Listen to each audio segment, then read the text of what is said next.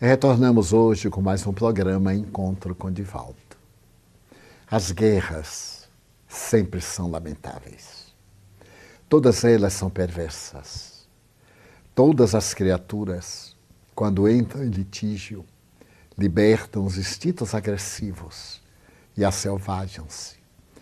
A guerra de 1914 a 1918 foi considerada, até aquele momento, a guerra mais cruel que a humanidade jamais vivenciou. E os estrategistas militares estabeleceram que aquela seria a guerra que acabaria com todas as guerras.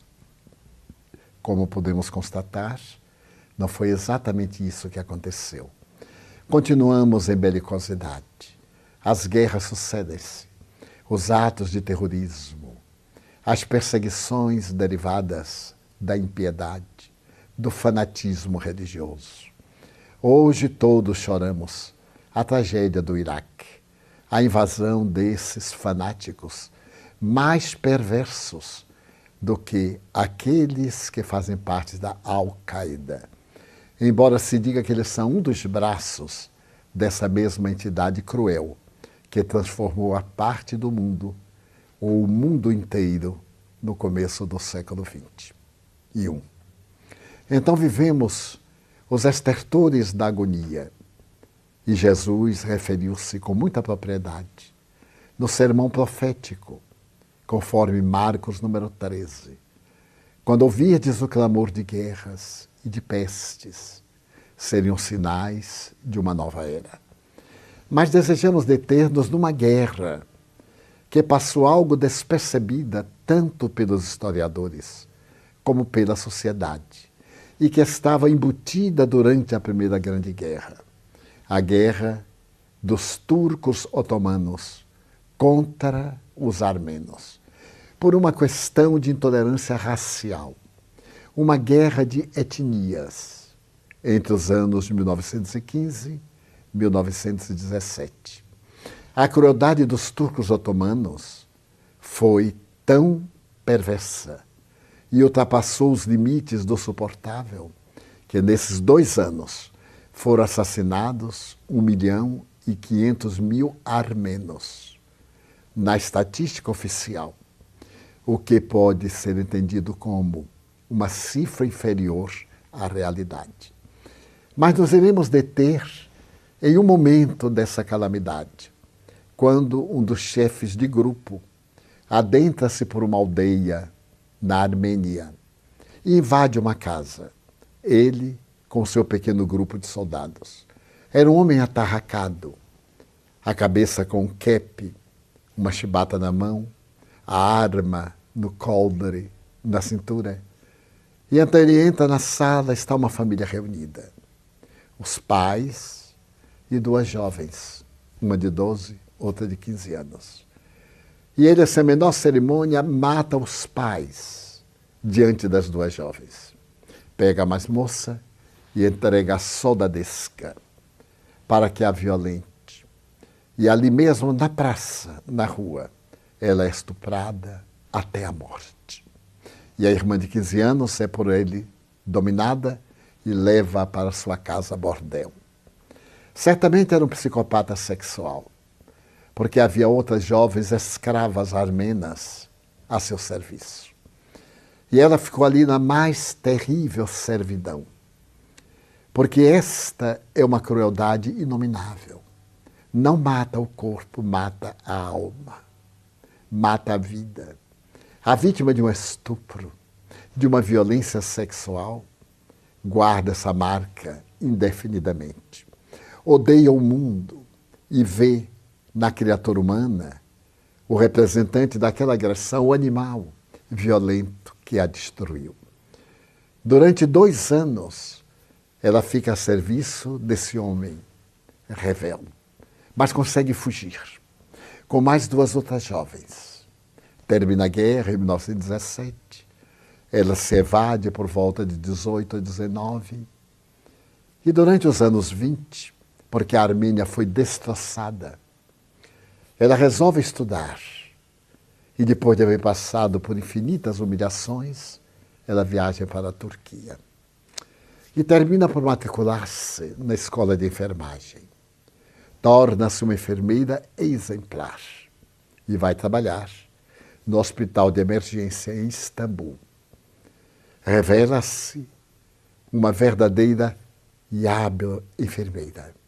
Certo dia, o diretor da área de emergência chama-a e diz-lhe que acaba de chegar um paciente que todos recusam tratar. Ele tinha uma dermatose ou uma purulência orgânica, que as carnes se decompunham e caíam aos pedaços. O seu odor pútrido era insuportável. E ele foi jogado num quarto, numa ala distante, no imenso hospital. O diretor pergunta se ela seria capaz de cuidar dele. Ele necessitaria de uma assistência especializada. Nem uma filha seria talvez capaz de suportar o atendimento que deveria ser durante a noite e durante o dia, pelo menos nos primeiros dias, mas que ele ia morrer de qualquer forma. E ela responde que sim. Havia se dedicado a salvar vidas, a colaborar em favor de vidas. E foi tomar conta do paciente. Ele estava em decomposição cadavérica, embora ainda estivesse respirando. E ela cuidou dele com uma abnegação ímpar. Não mediu esforços, emagreceu cuidando desse homem. 6 meses depois, ele estava recuperado. Teve alta. Quando foi agradecer ao diretor, o diretor, que era um homem nobre, disse-lhe: você deve a sua vida àquela enfermeira. Foi ela, como você sabe, quem o assistiu nos momentos mais difíceis. E até hoje, silenciosa, discreta, nunca disse uma palavra. E ele foi agradecer-lhe. Aproximou-se, saudou-a, perguntou-lhe o nome. Ela disse. E no diálogo ele perguntou: mas você fala o turco, com acento armeno. Ela diz: é natural, eu sou armena. Ah, eu estive no seu país durante a guerra. Eu lembro. O senhor esteve na minha aldeia. O senhor esteve na minha casa. O senhor matou meu pai e minha mãe. E jogou a minha irmã para ser destroçada pelos seus vândalos. E de mim fez uma escrava sexual. Ele empalideceu. Então olhou-a fixamente e reconheceu. Então ele lhe fez uma pergunta atroz. Quando você me viu no primeiro momento, você me reconheceu? Sim, senhor. A vítima sempre reconhece o algoz. E por que você não me matou? Porque eu sou cristã. Eu ouvi um homem dizer que nós devemos perdoar os nossos inimigos e fazer-lhe todo o bem que não seja possível. Então eu o perdoei. Fica no ar uma questão. Eu pergunto aos nossos teleouvintes: vocês perdoariam? A questão do perdão é magna, porque ela está vinculada à lei do amor. Mas sempre que falamos em perdão, nós temos em mente respostas que não correspondem à realidade. Achamos que perdoar é conivir. Perdoar é desculpar o crime do outro que não deve merecer correção. Acreditamos que perdoar é olvidar a ofensa, retirá-la da nossa mente. E essas conclusões, sob o ponto de vista da psicologia moderna, são equivocadas. Do ponto de vista teológico, evangélico, o esquecimento faz parte do perdão, mas não necessariamente no mesmo momento. Porque o perdão é um sentimento. O esquecimento é um fenômeno fisiológico da memória. A memória grava, produz uma moça no cérebro. Aquela marca é o registro. E por mais que queiramos apagar esse registro, ele permanece. Quanto gostaríamos de recordar em nossa existência e não conseguimos. E quanto gostaríamos de esquecer e tampouco o conseguimos. O perdão é não devolver a ofensa no grau com que ela nos foi dirigida. Psicologicamente, se alguém me agride, eu permaneço estável e não instável para devolver o petardo mental com o ódio e não desejar que ele seja infeliz e desventurado para com isso comprazer-me. Então é o ato de nós não devolvermos o golpe cruel e covarde. Então esse é o ato de perdão. O esquecimento é uma tarefa que ocorrerá ao longo do tempo. Mas sempre que vejamos o ofensor, o inimigo, nós sentiremos alguma reação, que é um fenômeno psicofisiológico. A mente recorda e o corpo reage com uma descarga de adrenalina. Independe da nossa vontade. Mas à medida que nós não cultivarmos o ódio pelo ofensor, vão apagando-se as reminiscências. Enquanto estamos com mágoa, nós estamos sendo manipulados pelo outro. Enquanto viger em nós o sentimento de amargura, o inimigo está controlando-nos. Então, o verdadeiro perdão é não discriminar o outro, não o deixar à mercê da nossa vingança, mas fazer um grande silêncio interior para permanecermos em nosso nível, enquanto ele desce a rés do chão do caráter moral.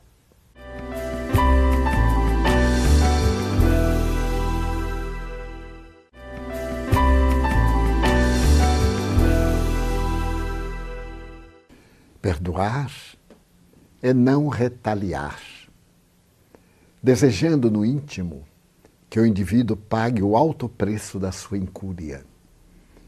É manter-se em paz, não permitir que o lodo da acusação e que o malefício do ato injusto perturbe a nossa paz. Mas existem momentos, como o da jovem armena, em que a desolação, a perda de sentido existencial, a vida, entram pelo ralo da desesperança e do desencanto. Que fazer? Libertar-se da situação deplorável, tirando a imagem do perturbador do nosso campo da memória. Considerando que é um psicopata, e normalmente são psicopatas, todos aqueles que perseguem comprazendo-se na desdita do outro, eles sofrem o tormento cruel desse estado de prazer com a miséria alheia.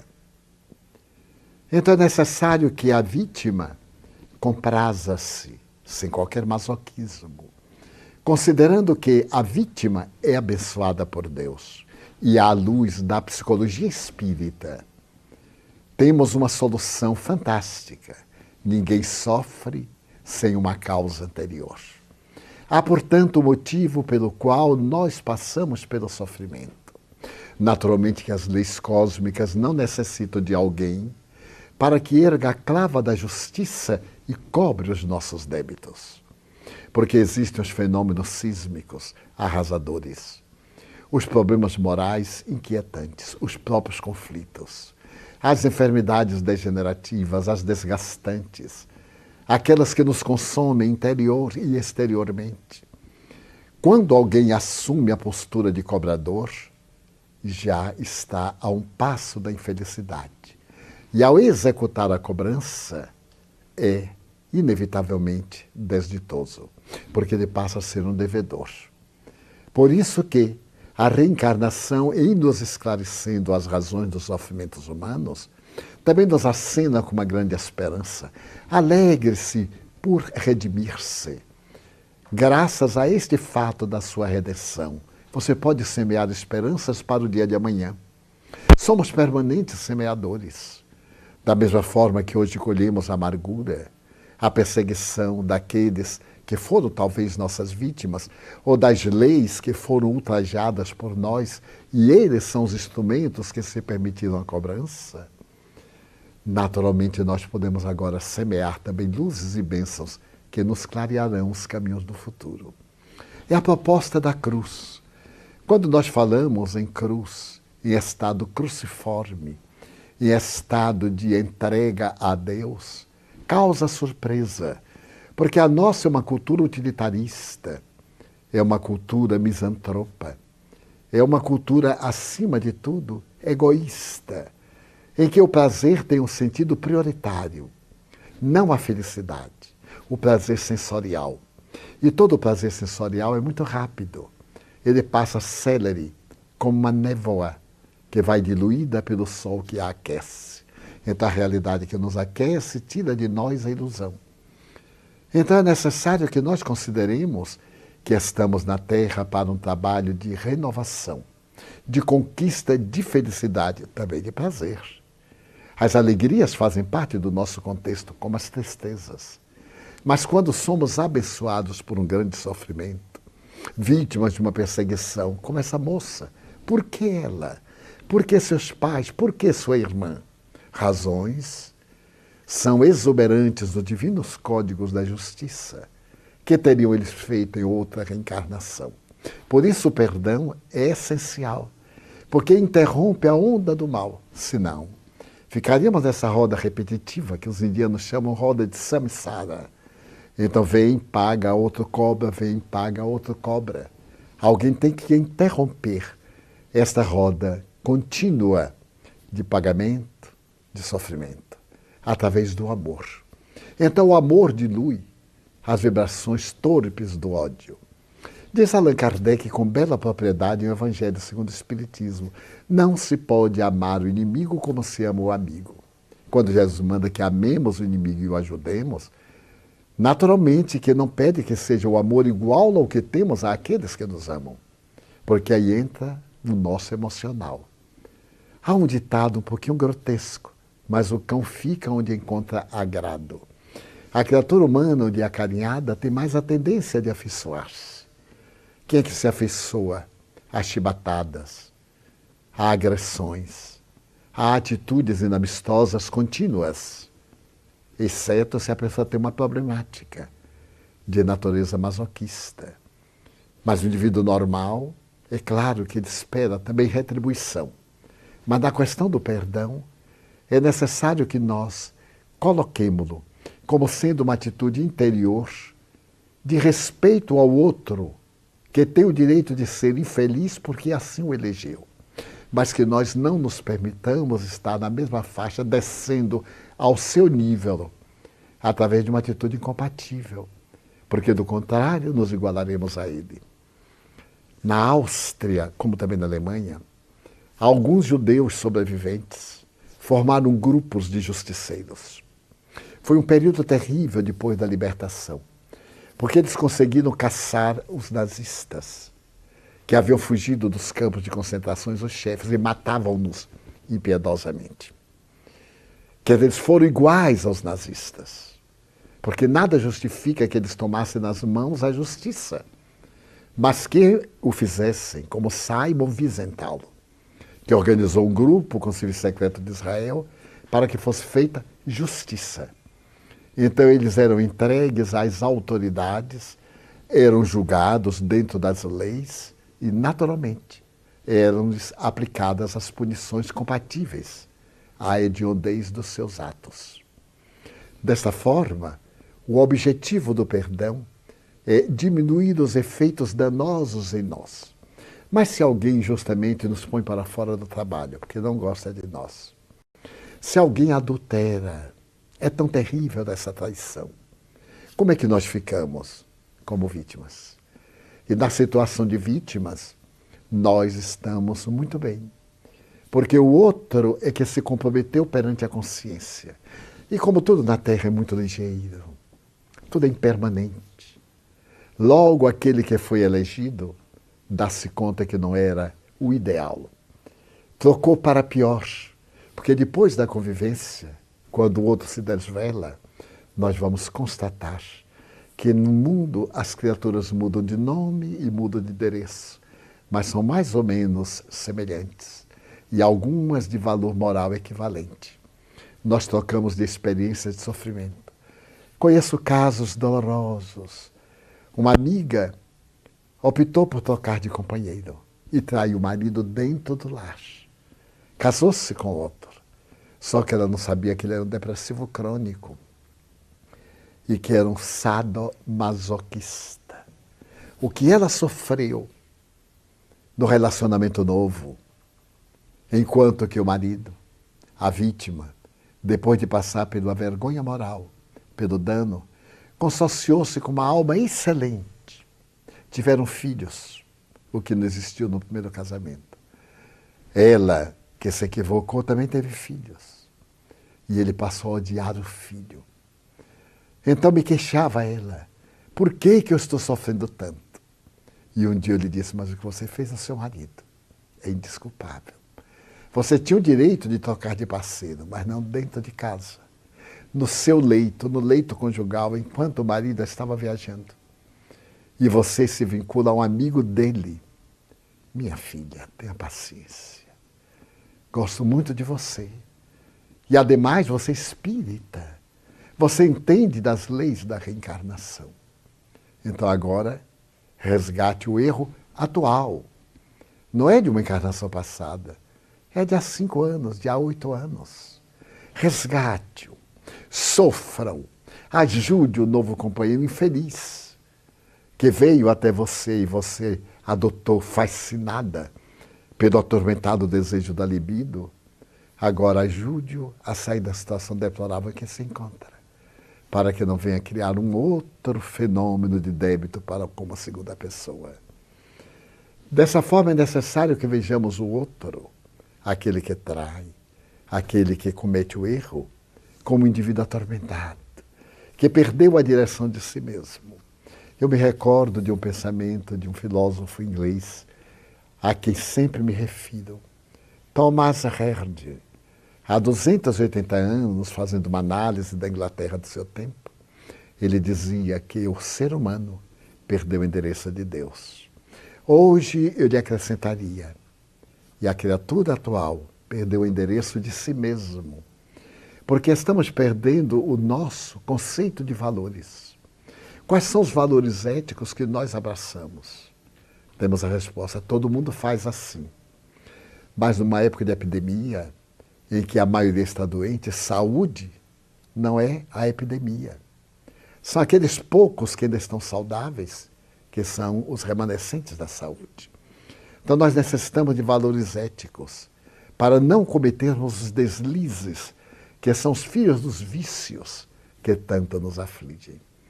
No cárcere, Sócrates disse a Cleiton, eu sou livre, porque prisioneiro é aquele que tem vícios.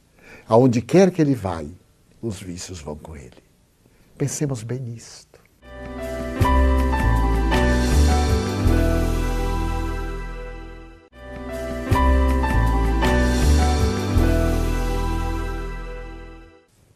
Quando nos recordamos do perdão e nos recordamos da mulher adúltera, quantas interrogações nos chegam. Se fora eu, perdoaria a mulher que me traiu, a quem eu confiei tanto. Então, naquela cena, quando é trazida a mulher surpreendida em adultério e atirada aos pés de Jesus, os fariseus, que eram hábeis na dissimulação, colocam o mestre numa situação difícil. Ela foi surpreendida em adultério e a lei manda apedrejá-la até a morte. Tu recomendas o perdão. Como ficamos? Qualquer resposta que ele desse complicaria o seu ministério e criaria embaraços à divulgação da sua doutrina. Então Jesus tem um momento sublime, como sempre, de interpretação dos fenômenos da vida, que lhe atirem pedras aqueles que estiverem sem pecados. E o Evangelho narra que começaram a sair da roda dos acusadores, a princípio os mais velhos. É muito sutil, porque naturalmente seriam os mais comprometidos. Hoje nem tanto, porque as aberrações que graçam em nossa sociedade, nas mais diversas faixas etárias, podem ser equivalentes em qualquer período da vida, depois dos 16, 18, 20 anos, 60, 80. E quando todos se vão, Jesus pergunta-lhe: ninguém te condenou? Ou melhor, ninguém te puniu? E ela, tomada de surpresa, redargui, como sabemos: não, Senhor. Então, também eu não te condeno. Agora vai e não tornes a pecar. A palavra pecado vem do latim peccatus, mas ela vem também da língua hebraica, que significa erro, tarefa não cumprida, interrompida. Que não voltes a cometer deslizes desta natureza. E o Espírito Amélia Rodrigues, em uma bela mensagem, diz que naquela noite Jesus estava em Betânia, na casa de Lázaro, Maria e Marta, quando a mulher, surpreendida em adultério, foi dialogar com ele. Betânia fica a 6 quilômetros de Jerusalém, pela estrada real, mas pelas estradas das cabras, das caravanas antigas, descendo o Vale do Cedron, subindo o morro e descendo adiante, a viagem é muito mais curta. E Jesus estava numa pérgola, sentado, aguardando naturalmente. Ela se acerca e vem agradecer. Ao mesmo tempo se vem justificar.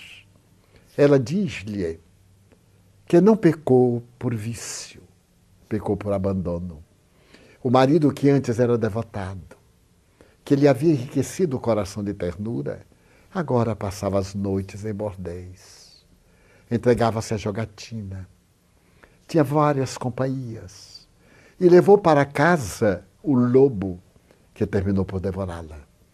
Era como se ele desejasse dela libertar-se. E aquele estranho começou a dizer-lhe coisas que ela havia ouvido dos lábios do marido. Então terminou cedendo à tentação, não ao conquistador, mas ao marido ingrato que a abandonara praticamente no tálamo conjugal. Sei que errei, Senhor, mas a culpa total não é minha. Fui abandonada, tinha sede de ternura e de compaixão, que ele não me atendia, mas espero redimir-me. E depois que Jesus apenas sorri para ela, e lhe pede que persista no bem, porque agora não tinha mais o direito de voltar ao erro, ela viaja e vai para terras estranhas, onde ergue um lar para criaturas desvalidas. Começa a dedicar-se a viajantes que tombaram no deserto, a pessoas esfoimadas, a crianças abandonadas que sempre as ouvem. Até o dia em que é levado à sua casa um homem com as febres, certamente febres palustres, e em delírio ele disse que estava procurando a mulher, a única mulher a que ele amou. Ele se recordava tanto dela, havia sido negligente, havia contribuído para a sua desgraça. Ele a acusara, mas ele não estava entre aqueles que iam tirar pedras. Porque atrás de qualquer mulher que tomba, há alguém que a derrubou. Ou de qualquer criatura que não tem resistências e comete um desastre, sempre há alguém escondido que é o responsável, alguém covarde. E quando se fala da mulher pecadora, eu pergunto, e o homem pecador? Por que não falo do homem adúltero, do homem pervertido? Por causa do nosso machismo ancestral, do nosso preconceito, embutido no nosso inconsciente, colocando a mulher numa situação subalterna. E ela atende aquele homem com desvelo. Estava gasto pelas doenças, pela viagem longa. E então se recorda que aquele que está nos seus braços era o seu próprio marido. O que a levou à praça, que seria do infortúnio, e não se desvela, diz-lhe que tenha paciência, que Deus é amor, fala-lhe de Jesus. E no momento que ele tem de lucidez, ele diz, eu conheci este homem. Ele a perdoou. Em verdade, ele não a perdoou. Ele não a condenou, o que é muito diferente. Porque não podemos dizer que o errado é certo. Se ele perdoasse naquele sentido, não, isso não tem significação nenhuma, seria conivente. Ele somente não a puniu, que é a forma do perdão, não punir, não retribuir, mas não concordar com o ato infamante, com a atitude desairosa. E então ele diz, eu me lembro dele. Então volte-se para ele e conforta-o até o momento da morte, sem que ele soubesse que estava nos braços da sua vítima ou daquela que o havia traído. Então o perdão tem sutilezas, sendo que uma delas é não remoermos o mal que nos fizeram, colocando as luzes da compaixão. E sempre que vejamos o indivíduo, ao invés da ira, examinemos como ele deve estar atormentado. Toda vez também que ele nos veja, ele tem ideia do crime que cometeu. A consciência fica obnubilada, anestesiada por um tempo, mas um dia desperta, sempre desperta. E quando desperta, ela dá lugar a um dos maiores algozes da nossa vida, que é a culpa. A culpa se instala. Pode ser que nesta existência ela não se manifeste, mas na próxima, sem dúvida. Quantos de nós sentimos culpa de algo que não sabemos o que fizemos? Temos o complexo de inferioridade, temos o narcisismo, a timidez, evitamos relacionamentos, como quem tem medo de ser desvelado. Presença da culpa e nosso inconsciente profundo ressumando lentamente numa atitude de autopunição.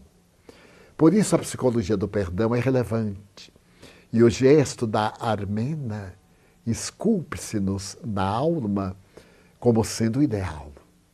Termos a coragem e a força de não apenas perdoarmos o algoz, mas o ajudarmos no momento em que ele mais necessita. Porque os seus dias de glória, de triunfo dos otomanos, aqueles dias passaram. E na seção do tempo, quanto tem sofrido também a Turquia, inclusive na atualidade. Quantos desafios, quantas dores tem experimentado aquela parte do mundo que separa a Ásia da Europa. Exatamente aquele lugar que é a antiga Constantinopla. Então, entreguemos a Deus a clava da justiça. As leis encarregam-se. E tenhamos compaixão dos que nos ofendem, porque pode ser que eles não tenham a nossa resistência.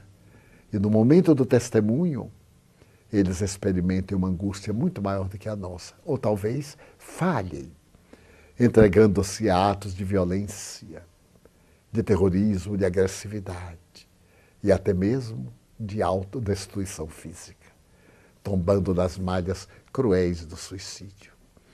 Por isso necessitamos de perdoar e auto-perdoar-nos. É fundamental o auto-perdão.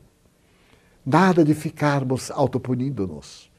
Se nós nos equivocamos, somos criaturas humanas e todos nos equivocamos. A única exceção é Jesus. Cabe-nos então o direito de darmos-nos conta do equívoco e não o repetir. Darmos-nos ensejo de corrigir.